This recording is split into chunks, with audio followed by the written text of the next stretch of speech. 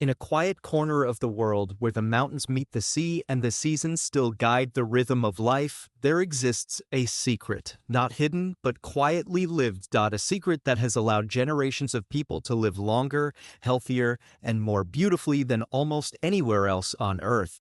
This is Japan, a nation of contrasts. Of neon cities and silent temples, of bullet trains and blooming cherry trees. But beneath its modern pulse beats an ancient philosophy, one that celebrates balance, mindfulness, and harmony in every part of life. Welcome to 7 Healthy Habits in Japan, the Japanese secret to a long and beautiful life. Over the next hour, we'll journey through 7 timeless practices that shape not just how the Japanese live, but why they live so well. We'll visit small villages where people greet the morning sun with gratitude. We'll walk through bustling markets where every ingredient tells a story. We'll meet elders who, even past 100 years old, still wake up each day with laughter, purpose, and energy. Longevity in Japan isn't an accident, it's a way of life. It's built on tiny choices made every day: a cup of green tea in the morning, a mindful walk through nature, a meal eaten with respect, a conversation shared among friends. It's not about perfection. It's about connection, to food, to nature, to others, and to the quiet rhythm of the heart. In Okinawa, there's a saying, "Muchi gusue," food is medicine. In Kyoto, they say, "Ichigo ichi," every moment happens only once. In Tokyo, amid the rush of life, people still pause to say, "Otsukaresima desu," a phrase that means thank you for your effort. Each expression reveals a deeper truth. In Japan, health and happiness are not goals, they are habits woven gently into daily life. Throughout this story, we'll uncover 7 of these habits, simple yet profound traditions that keep the Japanese body strong, the mind calm, and the spirit young. First, we'll explore harahachibu, the Okinawan art of eating until you are 80% full, a lesson in moderation that has quietly shaped one of the world's longest living cultures. Then we'll discover WASHOKU, the harmonious Japanese diet rooted in balance and beauty. We'll learn about IKIGAI, the sense of purpose that gives life meaning, and KAIZEN, the philosophy of continuous, gentle improvement. We'll step into the forest, mind and body. We'll meet communities bound by lifelong friendship known as MOAI, where no one is ever left behind. And finally, we'll move with grace through active living, where daily movement, from walking to stretching to simply breathing, becomes a quiet celebration of being alive. Each of these habits tells a story of balance, of living lightly yet fully, of finding joy not in excess but in essence. The Japanese do not chase youth, they cultivate it, one mindful moment at a time. You don't need to live in Japan to live like this. You don't need special ingredients or perfect discipline or a serene mountain temple. You only need attention to the small details of daily life, to the way you eat, breathe, walk, and rest, to the way you connect with others and with yourself. As we begin this journey, I invite you to slow down. Take a deep breath. Listen to the quiet between words, the same quiet that hums between the waves of Okinawa, the bamboo groves of Kyoto, the morning trains of Tokyo. That quiet is the beginning of health, the still point from which everything else flows. So come with me as we uncover the gentle wisdom of Japan, 7 habits that remind us that a long and beautiful life is not built in years, but in moments. Let's begin with the first secret, harahachibu, the 80% rule. Part 1, harahachibu, the 80% rule. In the far south of Japan, surrounded by turquoise sea and gentle winds, lies a cluster of islands known as Okinawa. It looks like paradise: white sand, bright coral, lush green hills. But the true beauty of Okinawa isn't in the landscape, it's in its people, many of whom live past 100 years old, healthy, smiling, and full of life. When researchers began studying this phenomenon decades ago, they found that Okinawans shared more than just good genes. They shared a lifestyle built around small, steady habits. Habits of gratitude, connection, and moderation. At the heart of their longevity was a phrase that appears simple, yet holds a world of wisdom: harahachibu. The words come from an old Confucian teaching passed down for centuries. Hara means belly, hachi means eight, and bello means part. Together, the phrase means eat until your stomach is 80% full. It sounds almost too simple, but this gentle reminder, spoken quietly before each meal, has shaped the eating habits of an entire culture. In Okinawa, meals are rarely large. Instead, they're beautifully arranged in small bowls: rice, tofu, vegetables, seaweed, a little fish, maybe a few pieces of pork. Each dish is colorful and seasonal. The portions are modest, but the flavors are rich and satisfying. Before eating, people often say, "Itadakimasu," I humbly receive. It's not just a polite phrase.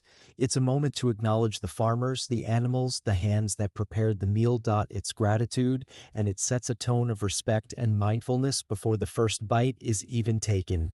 Okinawans eat slowly. They notice texture and aroma, and when the first sense of satisfaction arrives, that gentle pause before fullness, they stop. Not because they must, but because they trust their body to know when enough is enough. In Western culture, we're often taught the opposite. We clean our plates. We eat on the run. We mistake fullness for comfort and satisfaction for indulgence. But the Okinawan approach turns eating into a form of meditation, a practice of awareness. Imagine eating this way. No phone in your hand. No rush. Just quiet appreciation for what's on your plate. Your stomach feels light when you finish, not heavy. You leave the table with energy, not exhaustion. That's harahachibu in action. Modern science has found fascinating evidence behind this tradition. When we stop eating before we're full, we naturally consume fewer calories, about 15 to 20% less on average. That's enough to maintain a healthy weight and reduce stress on the heart, liver, and digestive system. But there's more happening on a cellular level. When the body isn't overloaded with food, it shifts from growth mode to repair mode. Cells activate a process called autophagy, literally self-cleaning. Old or damaged cells are broken down and recycled, keeping the body young and resilient. In other words, the simple act of eating less gives your body more time to heal. Studies from the Okinawa Centenarian Project, a long-term research effort that has followed hundreds of elders, show that people who practice harahachibu tend to have lower blood pressure, better cholesterol, and lower rates of heart disease and cancer. Many of these elders maintain sharp minds and active lives well into their 90s and beyond. One researcher described it beautifully: the Okinawans don't diet. They don't count calories. They simply live by a phrase that tells them when to stop. And they've been doing it for centuries. Of course, food in Japan is more than nutrition, it's philosophy. There's a Japanese proverb that says 8 parts of a full stomach sustain the man, the other 2 sustain the doctor. It reminds us that health begins with restraint, not restriction. It's not about denying pleasure, it's about finding harmony between hunger and satisfaction. I once met an Okinawan woman named Haruko, who was 96 years old. Her face was bright with laughter lines, her hands soft and warm.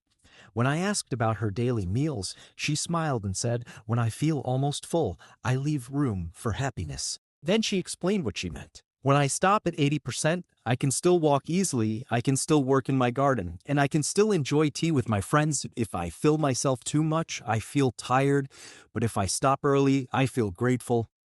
Her words carried the essence of the practice. It's not about eating less, it's about living more. There's also a psychological side to harahachi. By stopping before you're full, you stay aware of your hunger signals. You train your mind to listen to your body's quiet language. Over time, you begin to notice subtle differences. The taste of the first bite versus the 5th, the moment your body feels satisfied rather than stuffed.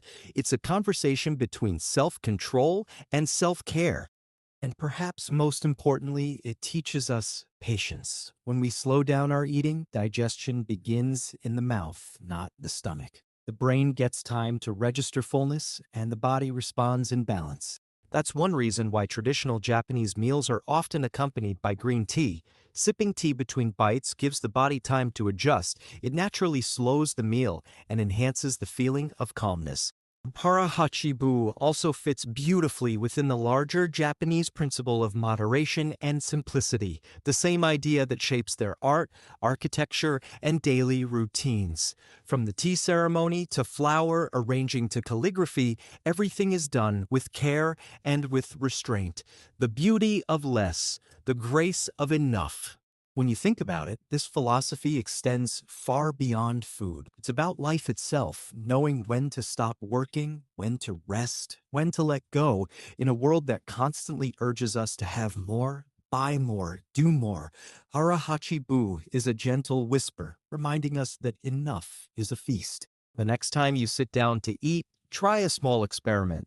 Serve yourself a little less than usual. Eat slowly without distractions. When you start to feel content, not full but satisfied, put your chopsticks or fork down. Notice how you feel. Notice the clarity, the lightness. That small act of awareness might be the first step toward a longer, more peaceful life.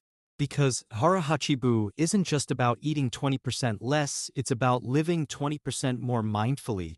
It's a doorway to gratitude, balance, and health that has been quietly open in Japan for centuries. As we leave the warm kitchens of Okinawa and continue our journey through Japan's secrets of longevity, we carry with us the first lesson: health begins when we know how to stop, gently, mindfully, and with gratitude. Next, we'll explore another Japanese secret, one that turns eating into an art form and nutrition into harmony itself. It's called WASHOKU, the traditional Japanese way of balanced food.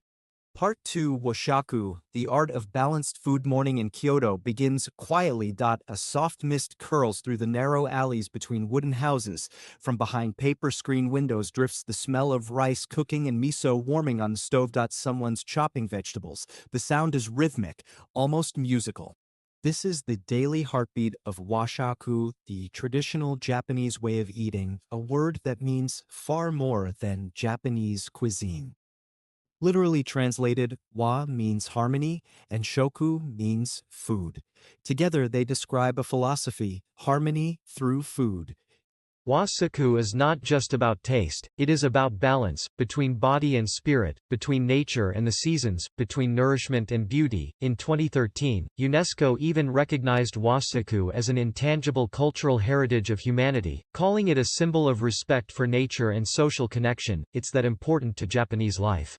A meal of many small wonders. If you sit down for a traditional Japanese meal, you'll rarely see one big plate. Instead, there are many small dishes, each one simple, colorful, and distinct. A bowl of steamed rice, a bowl of soup, and 3 or more side dishes, perhaps grilled fish, simmered vegetables, and something pickled for brightness. This arrangement follows an old pattern known as Ichiju Sansai, 1 soup, 3 dishes. The balance is intentional. The rice provides energy, the soup offers warmth and hydration, and the side dishes deliver a variety of nutrients, colors, and flavors. A single ingredient dominates. The meal is a quiet conversation between taste and nutrition. When I first saw such a table, it looked like a small art gallery. Earthy greens from spinach dressed in sesame, pale pink slices of daikon radish, deep browns of miso broth, the shimmering silver of grilled mackerel. Each color tells a story of the season. Each texture keeps the palate awake. Seasons on the table in Japan, food follows the rhythm of nature. Spring brings bamboo shoots and young greens, summer, eggplants and cold noodles, autumn, mushrooms and chestnuts, winter, root vegetables and hearty soups. Farmers' markets change weekly, and so do home menus. To eat seasonally is not a trend here, it is tradition. The Japanese call it shun, meaning the perfect moment of ripeness. Chefs wait for shun like poets wait for inspiration. They believe that food tastes best and nourishes best when eaten in its season, when it is most alive. Eating this way naturally fills the body with a wide variety of nutrients across the year, but it also teaches gratitude. Every meal becomes a reminder that life moves in cycles: birth, growth, harvest, rest. The quiet strength of simplicity, unlike many cuisines that chase bold flavor, WASHOKU celebrates restraint. The goal is not to overwhelm the tongue, but to reveal the ingredients' natural essence. Soy sauce, miso, mirin, and dashi, a light broth made from seaweed, and dried fish are used sparingly to highlight flavor, not hide it. A single slice of radish can be a lesson in humility. The bowl of rice steamed perfectly can be a meditation on patience. Because of this simplicity, Japanese cooking tends to use very little oil or heavy seasoning. Vegetables are often steamed or lightly simmered. Fish replaces red meat as the main source of protein, and the portions are modest. The result is a diet rich in fiber, minerals, and healthy fats, one that supports longevity, strong hearts, and clear minds. Food is connection, but washoku is more than individual health. It is also social. Meals are shared slowly, with conversation often beginning and ending with gratitude. Before eating, itadakimasu. After eating, gokisusama deshita. Thank you for the feast. These simple phrases express respect for everyone and everything involved. From the rice farmer to the cook to the family gathered around the table, they turn eating into an act of mindfulness and kindness. In the countryside, families still prepare pickles or miso together once a year. Children learn to wash rice carefully, to cut vegetables evenly, to arrange dishes neatly on the table. Presentation matters not out of vanity, but because beauty invites gratitude. When food looks harmonious, people eat more slowly and mindfully. The science of harmony modern research supports what Japanese tradition has long practiced. The variety of small dishes in washoku provides a balance of carbohydrates, protein, and healthy fats while keeping calorie intake moderate. Fermented foods like miso, soy sauce, and pickles supply beneficial bacteria that strengthen the gut and immune system. Fish provides omega-3 fatty acids that protect the heart, and green tea served that protect the heart, and green tea served as omega-3 fatty acids that protect the heart, and green tea served as through al super. Oblight, Inven, Roots, Frutzes, Lev, Wahort, Aging. Even the use of chopsticks contributes. Because each bite is small, the brain has time to sense fullness. This naturally prevents overeating, a subtle companion to the Okinawan principle of harahachibu.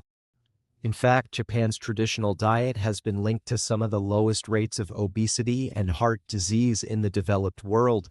It's no coincidence that Japan also boasts one of the highest average life expectancies. The spiritual side of food, when you ask Japanese elders about their meals, they rarely talk about vitamins or calories. They talk about feelings, warmth, satisfaction, peace.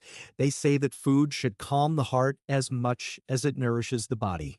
This belief has roots in Zen Buddhism, where every act of daily life can be a form of meditation, including cooking and eating. Monks in Zen temples prepare meals called jajin ryuri, or food of devotion. They use simple, plant-based ingredients arranged with care, eaten in silence. The idea is to honor life in every form, even the grain of rice. That quiet reverence has flowed into Japanese homes for centuries. Whether in a temple or an apartment kitchen, cooking is seen as a way to center the mind. When you focus on cutting vegetables evenly, tasting the soup gently, arranging the bowls with thought, your awareness becomes sharp, your stress fades, your body feels lighter. This is the spiritual nourishment of washoku. Lessons for modern life. In a world where meals are often hurried and processed, washoku reminds us to return to the essentials: real ingredients, simple cooking, gratitude, and balance. You don't need to be in Japan to practice it. You can begin by creating small harmony in your own meals: a colorful plate, a few small portions, fresh vegetables, a cup of green tea instead of soda. Try adding something fermented like yogurt or miso. Try sitting down without distractions just to notice flavor. Try ending your meal with quiet appreciation. Each of these small acts changes not only how you eat, but how you feel. They transform food from fuel into connection. Connection to nature, to culture, and to yourself. Because at its heart, washoku teaches that health is not a number, it is a state of harmony. When our meals are balanced, our minds follow. When our food is beautiful, our hearts soften. When we eat with gratitude, life itself becomes a feast. As evening falls in Kyoto, families gather around low tables. A mother ladles out soup. A father pours tea. Children laugh as they pick up bits of tofu. Outside, the wind carries the scent of pine from the hills. It's an ordinary night, And yet, in this ordinariness lies the secret of longevity. A meal that honors the seasons, a balance of colors and textures, a sense of calm that flows from the plate into the body. That is WASHOKU, the art of eating beautifully. And so, as we leave the quiet kitchens of Kyoto, we turn toward another, deeper secret of Japanese longevity, one that has nothing to do with food at all. It is the force that gives every long life its meaning and direction. It is called IKIGAI, the reason for being. Part 3, Ikigai, the purpose of life in the gentle hills of northern Okinawa. An old man wakes with the first light dot. He opens the wooden shutters of his home, looks out toward the sea, and smiles. Every morning before breakfast, he walks to his workshop, a small, sunlit shed filled with clay bowls and the faint scent of earth. He is 103 years old. His hands are steady, his back still straight. When you ask him why he continues to work each day, he chuckles softly and says, "Because I am not finished yet. There are still bowls waiting to be born." This man's secret is something the Japanese call ikigai, a word that means reason for being. Ikigai is the invisible thread that pulls you out of bed in the morning. It's the quiet joy that comes from doing something that gives your life meaning. It doesn't have to be grand. It might be tending a garden, caring for family, writing a poem, or crafting bowls out of clay. Ikigai is deeply personal. It's the place where what you love, what you are good at, what the world needs, and what sustains you all overlap. In Japan, they say that everyone has an ikigai, something that makes their life worth living. Some find it early. Others discover it after a lifetime of searching, but once you find it, it becomes your anchor, your quiet center amid the changes of the world. The village of long life in Okinawa, in a town called Ajimai, often referred to as the village of longevity. Researchers have been visiting elders for decades to understand why so many live past 100. They found that diet, exercise, and genetics all play a role, but the strongest predictor of long life was something less tangible: purpose. When the elderly were asked why they thought they had lived so long, many gave the same answer: because I still have things to do. For some, it was growing vegetables for their neighbors. For others, it was teaching traditional dance or caring for grandchildren or organizing community festivals. They were not retired from life. They were still engaged in it, still useful, still needed. In Japan, the idea of retirement as a complete withdrawal from activity is relatively new. For many, work, or rather contribution, continues naturally into old age. Even small tasks matter. A sense of usefulness, of belonging, keeps the heart strong. The psychology of purpose science supports what these elders know intuitively. Studies in positive psychology have found that people who have a sense of purpose, a clear reason to live, tend to experience less stress, stronger immune systems, and lower rates of depression. Their bodies even age more slowly. One long-term study at the University of Michigan followed thousands of older adults for over a decade. Those who said their lives felt meaningful were far more likely to live longer than those who felt aimless. Purpose doesn't just inspire the mind, it protects the body. It regulates hormones, lowers inflammation, and improves sleep. It gives the immune system a reason to fight, the heart a reason to beat.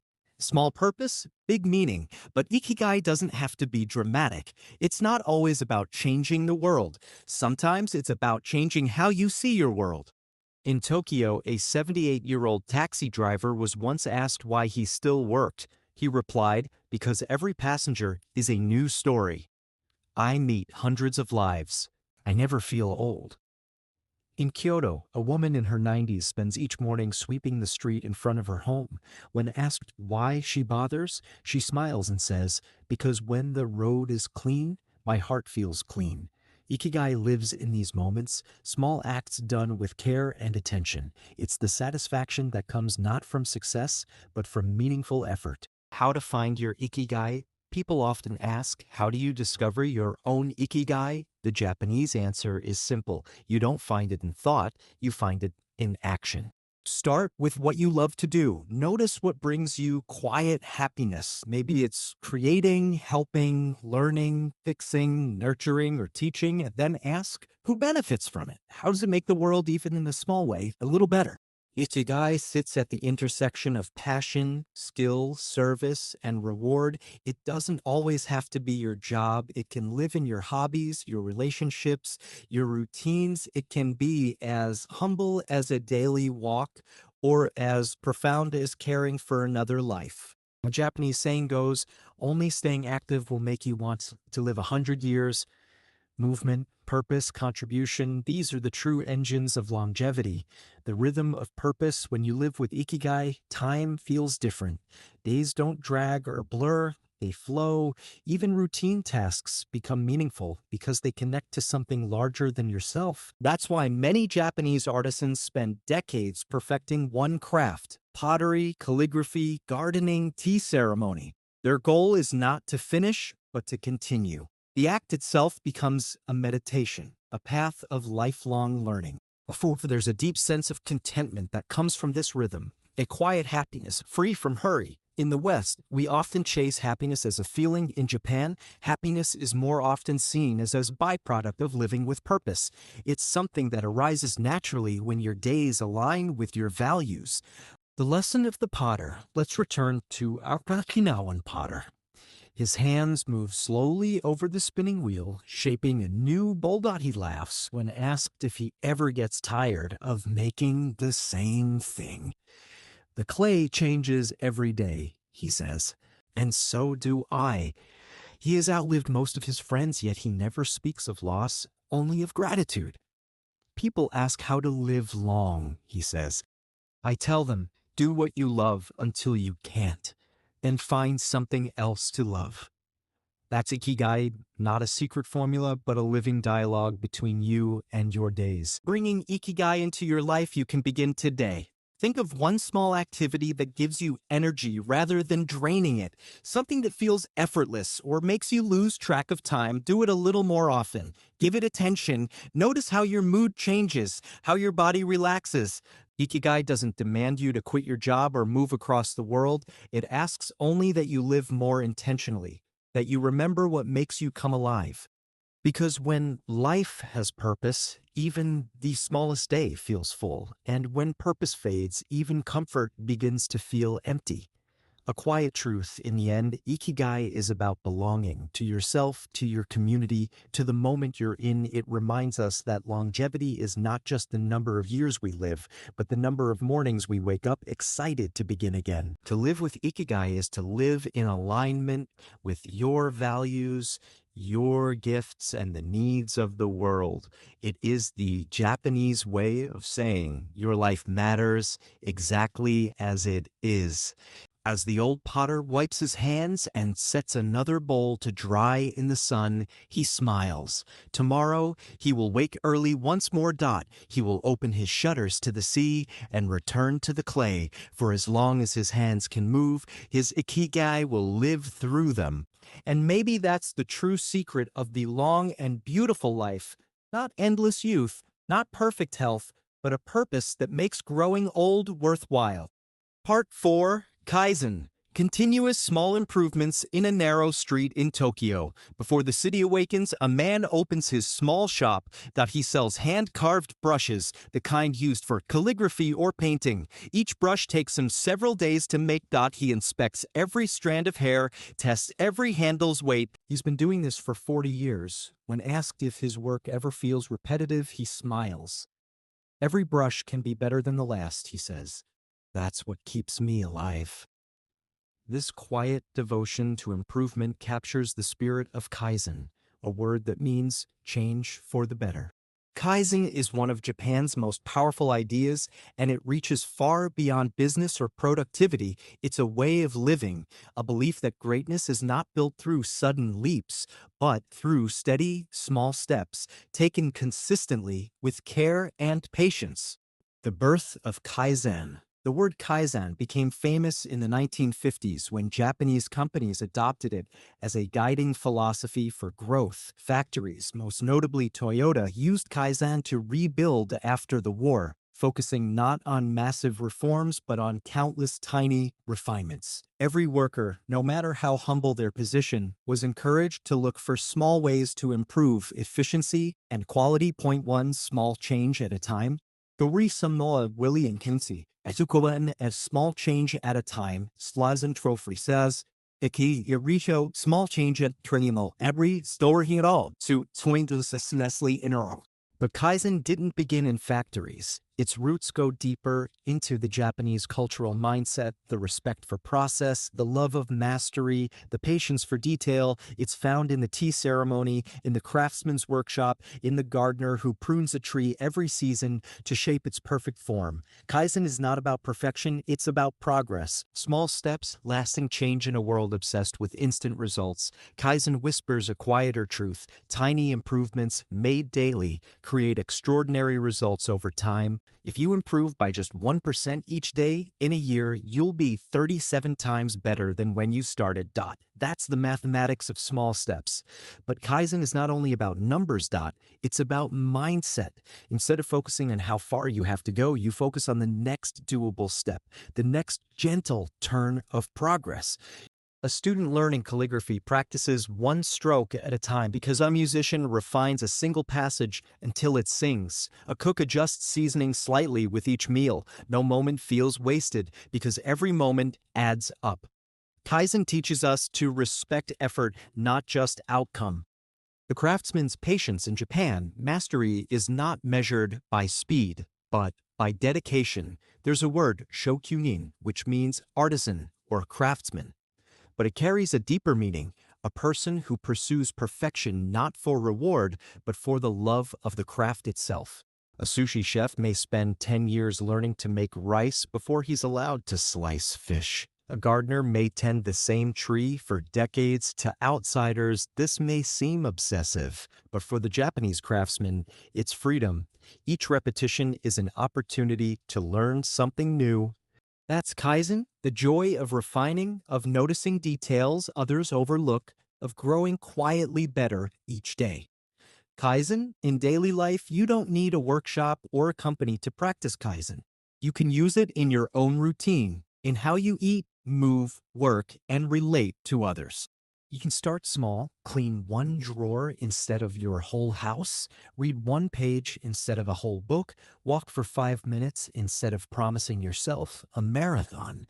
Consistency is more powerful than intensity. A habit that feels effortless will last longer than one that burns bright and fades. The beauty of Kaizen is that it removes pressure. You don't need to change everything overnight. You just need to begin and to keep beginning again and again. The psychology of Kaizen, there's science behind this too. When we try to make huge changes, our brains resist. Big goals trigger fear and doubt. They feel unsafe. But small steps bypass that resistance. They feel manageable, almost comforting. And once the brain feels safe, momentum builds naturally. That's why Kaizen works. It aligns with how humans actually change. Each success, no matter how tiny, releases a bit of dopamine, reinforcing the behavior. Over time, small victories accumulate into transformation. It's the same logic the Japanese use in manufacturing, but applied to the human spirit. The moral side of Kaizen, there's another layer to this philosophy, humility. Kaizen asks us to admit that we are never finished, never perfect. There's always room to learn, to listen, to grow. In Japanese schools, children clean their classrooms themselves, sweeping floors, wiping desks. It's not punishment. It's training in responsibility and respect.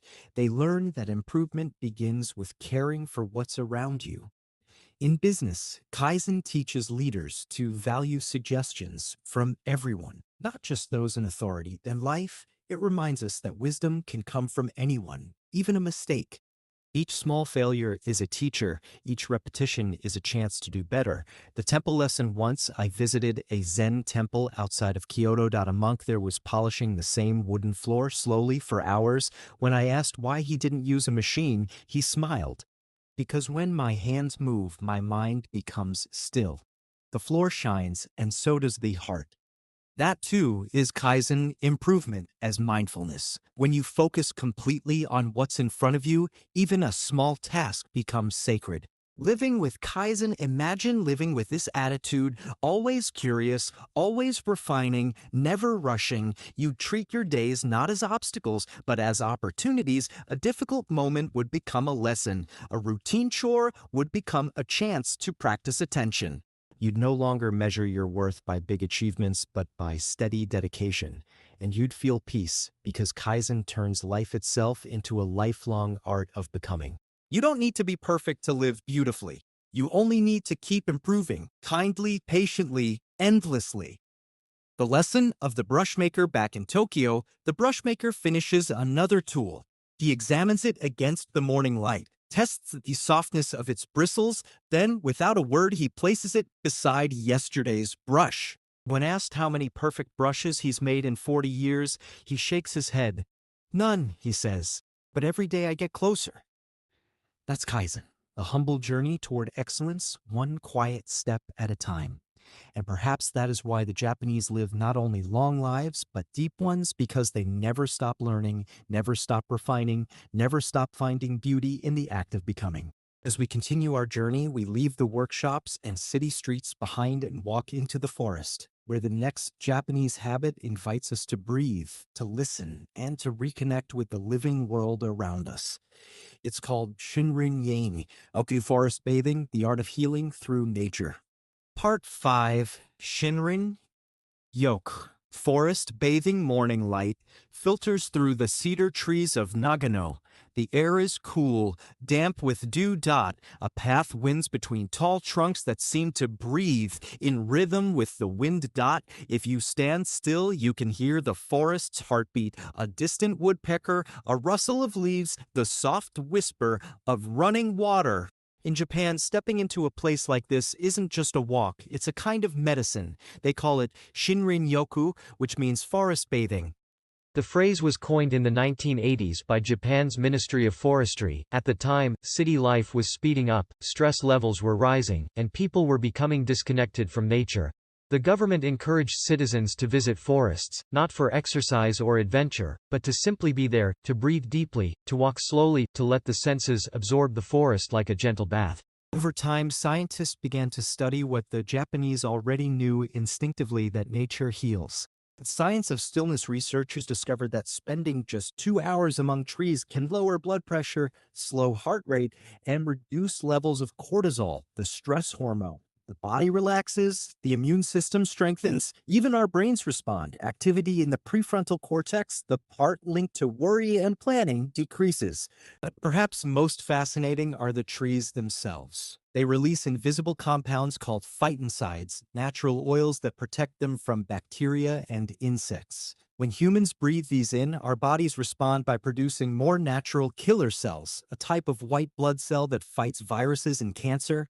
In other words, the forest doesn't just calm us, it strengthens us. Nature becomes both therapist and doctor. The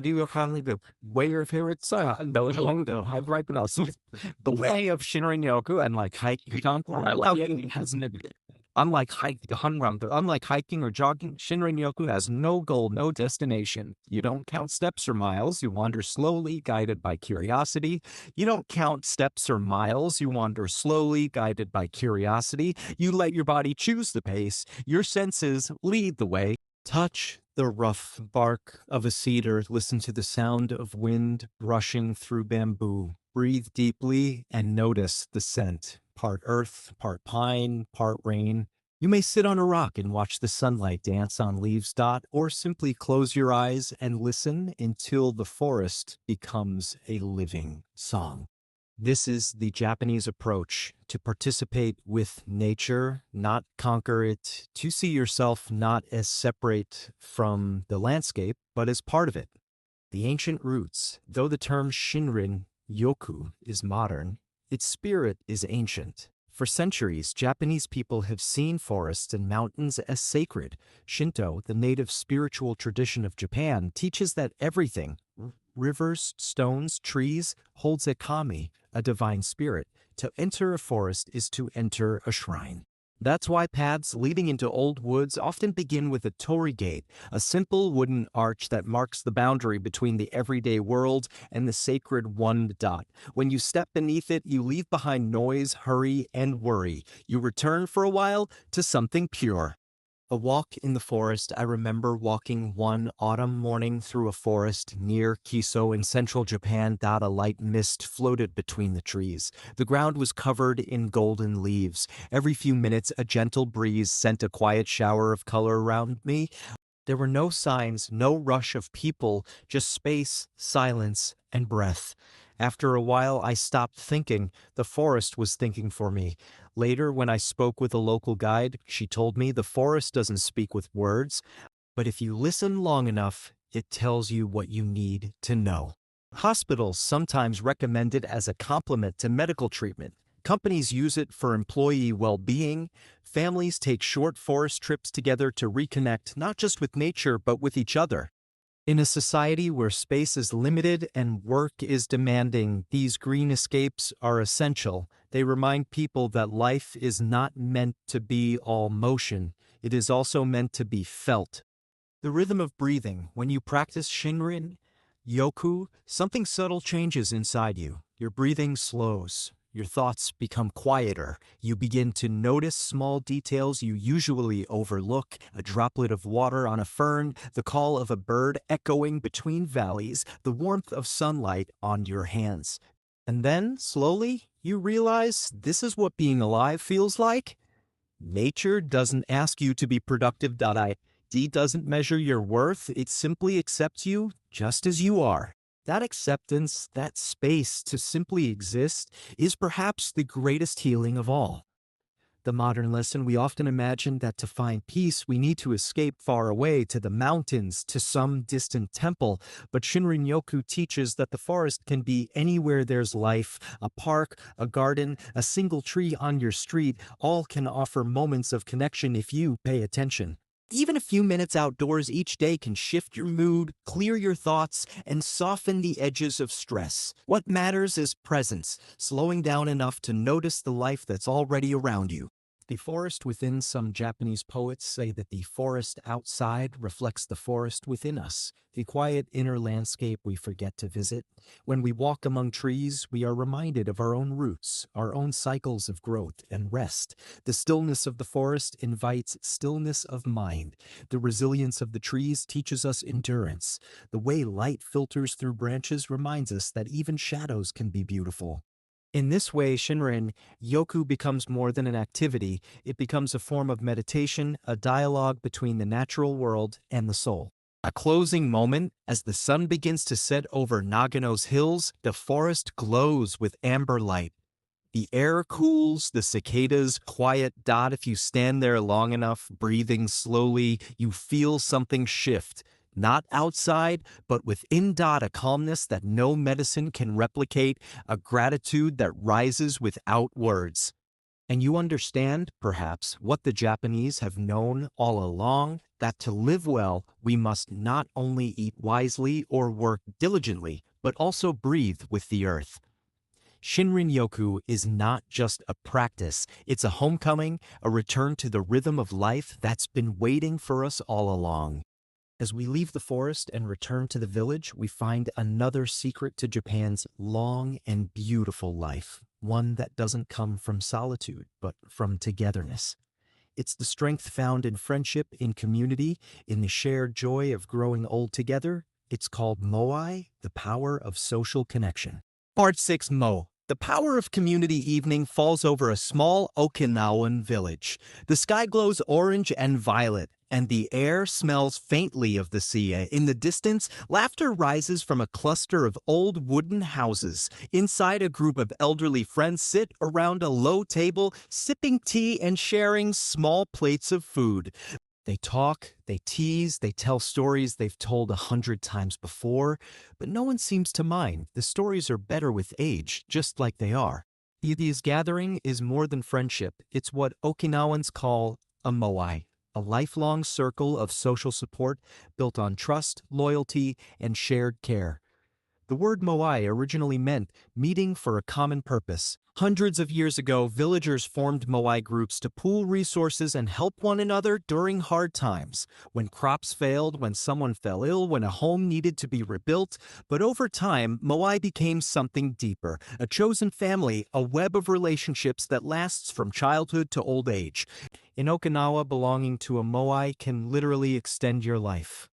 The science of connection. Modern research supports what these islanders have known for centuries. Strong social ties protect both body and mind. People who regularly spend time with trusted friends tend to have lower stress levels, stronger immune systems, and significantly lower rates of heart disease and depression. In fact, some studies show that loneliness can be as harmful to health as smoking or obesity. Human beings are wired to connect. When we share laughter, conversation, and touch, our brains release oxytocin, the hormone of bonding and calm. Our nervous systems regulate each other. We feel safe. And when we feel safe, the body heals. In Japan, community is not an optional part of life, it's woven into its very fabric. From childhood, people learn the value of belonging to a group, whether it's a school class, a neighborhood association, or a moai that continues for life. It's common for a moai to have 5 to 10 members who meet regularly, sometimes every week, sometimes every month, to check in on each other. They celebrate birthdays and milestones. They visit when someone is sick. They cook together, share garden harvests, and lend money interest-free when times are tough. Each member contributes a small sum each month, forming a collective fund, a simple but powerful system of shared security. The feeling of not being alone. When I met an Okinawan woman named Aiko, she was 94 years old. Her eyes sparkled like someone half her age. She told me proudly that she'd been part of the same moai since she was a teenager. That's more than 70 years of friendship. When I asked what it meant to her, she smiled and said, "It means I never eat alone, and I never worry alone." Those words stayed with me. In a world that often glorifies independence, the Okinawan way teaches something radical, that true strength comes from interdependence. To rely on others is not weakness, it is wisdom. The culture of togetherness everywhere in Japan, you can see this spirit of community in the neighborhood cleaning days where residents sweep the streets together, in the festivals that bring generations to dance, in the quiet courtesy of daily life. There's even a concept called omayari, the act of being considerate of others without being asked. It means anticipating someone's needs, caring silently, creating harmony. It's the unspoken glue that holds society together. In Okinawa, omoyari flows naturally within the moai. If one member falls ill, the others show up without being told. If someone's husband passes away, they bring meals, help with paperwork, and simply sit in silence when words aren't enough. There is no loneliness here because belonging is not left to chance. It's built, nurtured, protected. Longevity through connection. The Okinawa Centenarian Study, one of the most famous longevity projects in the world, found that moai members tend to live longer, healthier lives. Their rates of dementia and depression are remarkably low. Their stress levels remain stable even through loss and hardship. The reason isn't mystical, that it's biological and emotional. When you know you're cared for, your brain releases fewer stress hormones, your heart rate stays calm, your immune system stays strong. Community becomes a living medicine, invisible but powerful. The emotional wealth of friendship. What strikes visitors most about moai is the joy it brings. The gatherings aren't formal meetings. They're full of laughter, teasing, music, and food. Sometimes members drink awamori, the local rice spirit, and sing old songs until late into the night.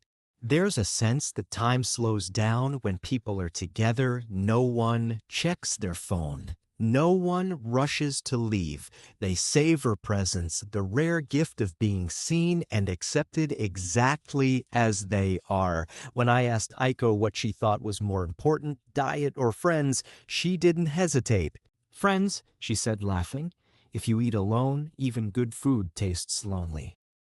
Building your own moai, you don't have to live in Okinawa to experience the magic of moai. You can create your own, even if it starts with just 2 or 3 people. The essence isn't in the structure, it's in the commitment. It's choosing to check in with each other regularly, to share not only celebrations, but also burdens. It's making space for honesty and kindness. It's keeping promises, showing up, listening without judgment. Hawaii is not about quantity of friends, but quality of connection. Point 5 people who truly care for you are worth more than 500 contacts on a phone. Even in a fast, digital world, these simple acts of showing up can transform your health and happiness, because the truth is, we heal best in the presence of others. The deeper meaning Japanese culture teaches that the self is not separate. We exist with others, not apart from them. Your joy adds to mine, your sorrow becomes mine to carry for a while. When we live this way, compassion becomes natural and life feels lighter. That's what Moai represents, a circle that turns survival into celebration. It reminds us that longevity isn't just about eating well or exercising, it's also about loving well, about laughing together, grieving together, growing together. The night deepens in the Okinawan village. The friends at the table pour one last round of tea. Someone tells a joke that makes everyone laugh until tears come.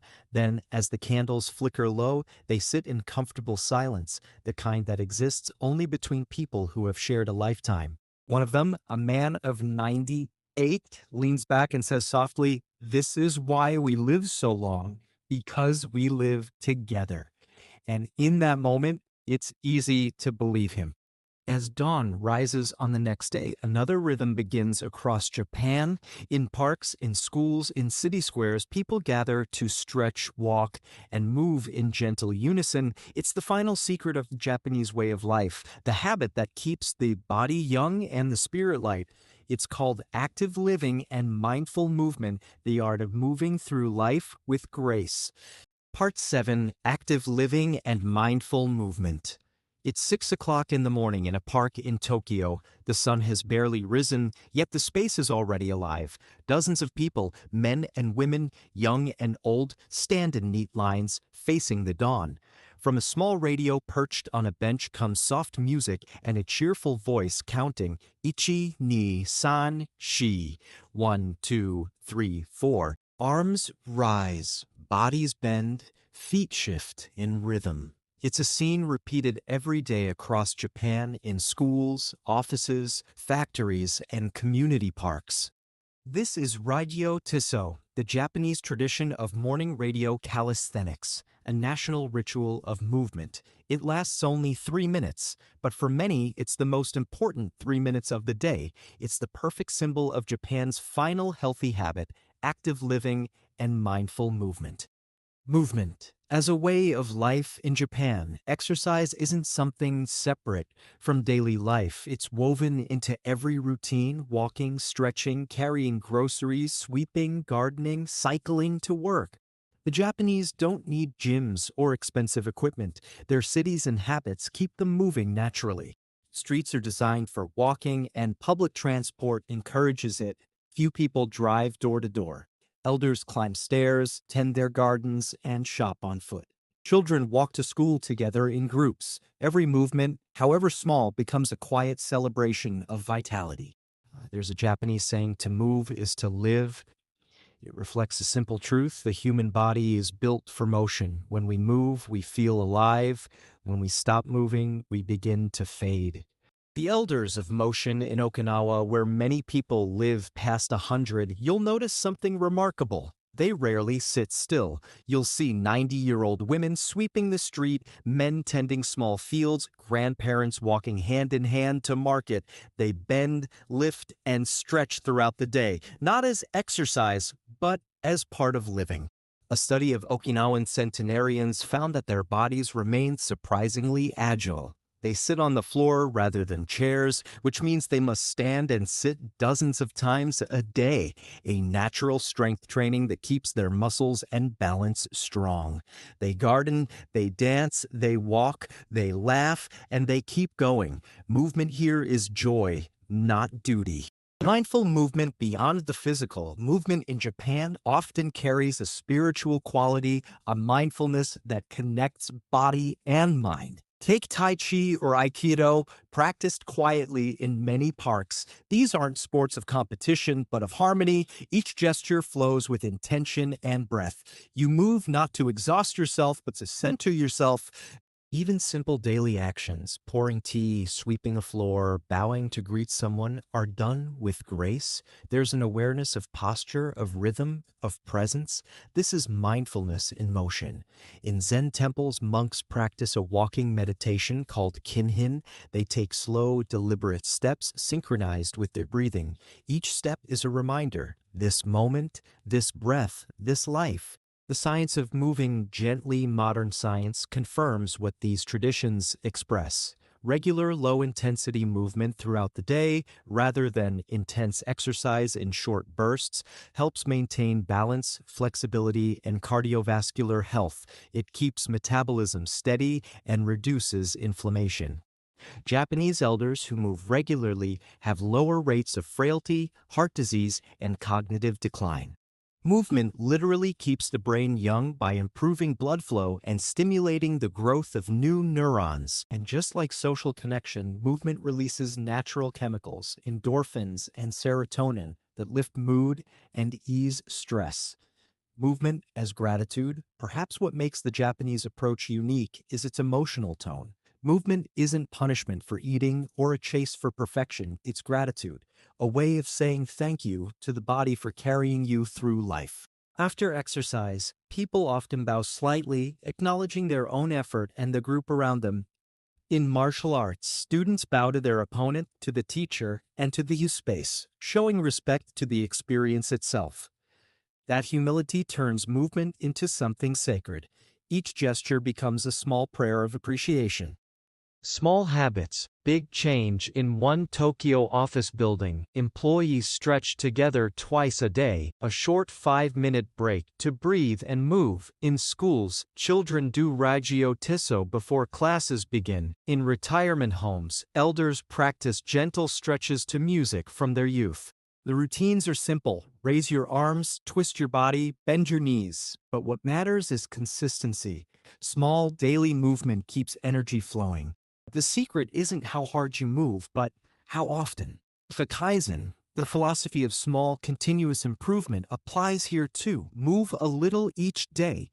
Walk a little farther each week. Let the body remember what it was designed to do. The flow of daily life. Japanese gardens often include stone paths that curve gently through trees and moss.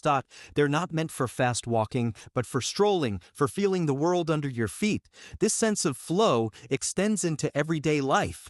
Train stations have soft background music, time to help people walk calmly rather than rush. Public spaces encourage standing and walking rather than long sitting.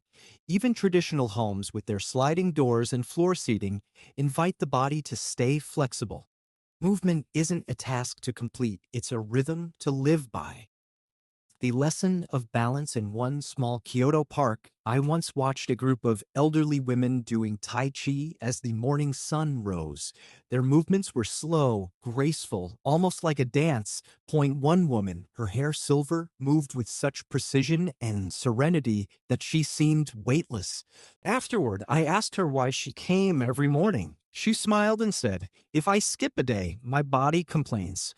If I skip two, my heart complains."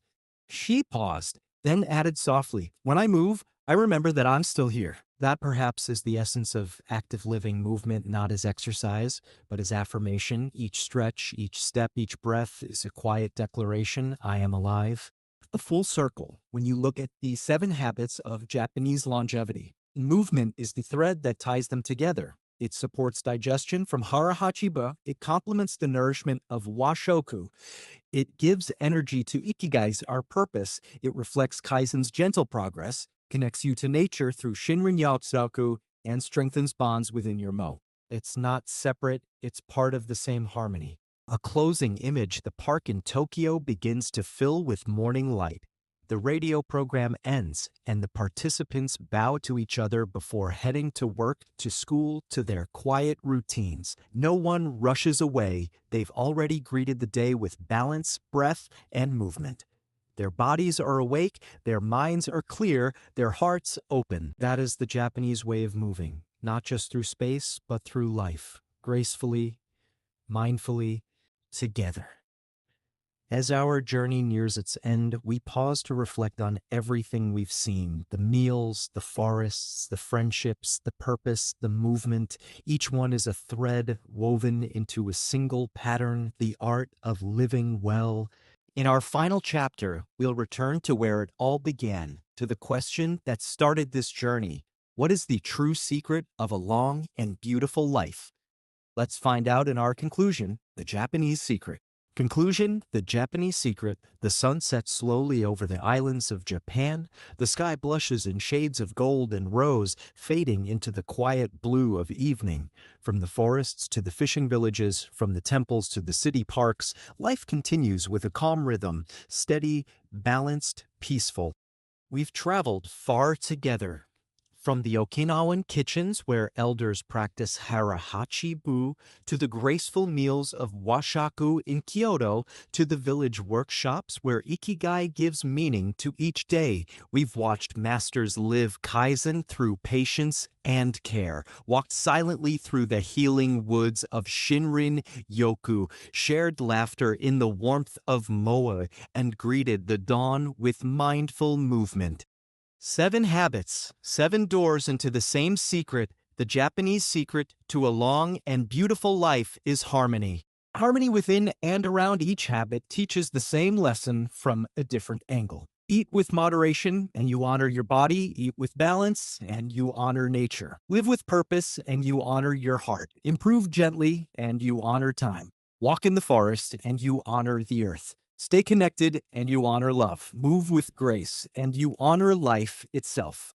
Together, these are not rules, they are rhythms. They turn ordinary days into art. They remind us that beauty lies not in perfection, but in presence.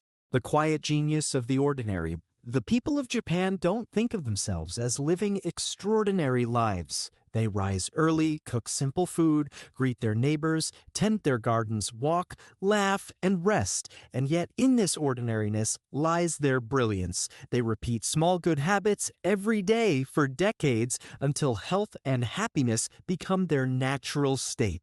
It's not about chasing youth or avoiding death. It's about living each moment so fully that the years take care of themselves. The art of enough modern life often teaches us to want more speed, more things, more achievement. But Japan teaches the opposite. Enough is beautiful, enough food to satisfy, enough movement to stay strong, enough time with friends to feel loved, enough purpose to wake up smiling. This gentle sense of enough creates space for gratitude, for kindness, for rest. It turns life from a race into a garden. A life in balance. If you look closely at the Japanese way, you'll see balance everywhere, between body and mind, between work and rest, between self and community, between the human and the natural. This balance doesn't come from control. It comes from awareness, from noticing when you're full, when you're tired, when you need stillness, or when you need others. It's the art of listening to life. And that listening, that sensitivity may be the real secret to longevity. A quiet invitation. You don't have to live in Japan to live like this. You don't need cherry blossoms or ancient temples. The spirit of these habits can live anywhere, in your kitchen, your neighborhood, your morning walk. You can practice harahachibu by leaving a few bites behind. You can practice WASHOKU by making your meals colorful and mindful. You can practice ikigai by doing one thing you love each day. You can practice kaizen by improving one small habit. You can practice shinrin-yoku by stepping outside and breathing deeply. You can practice moai by calling a friend. And you can practice movement by standing up, stretching, and smiling at the simple gift. And smiling at the simple gift. Each small act adds up, not just to more years, but to better ones. The final reflection: as night falls across Japan, temple bells echo softly in the distance. Lanterns flicker along narrow streets. Families share quiet dinners. Children laugh. Elders sip tea and tell stories. It's a portrait of peace, not a perfect life, but a balanced one. Perhaps that's the ultimate Japanese secret. To live long, love the small things. To stay young, stay curious. To find beauty. Slow down. To find happiness, give thanks. A long and beautiful life is not measured in years. It's measured in moments of harmony, gratitude, and connection. And when you live like that, every day becomes a masterpiece.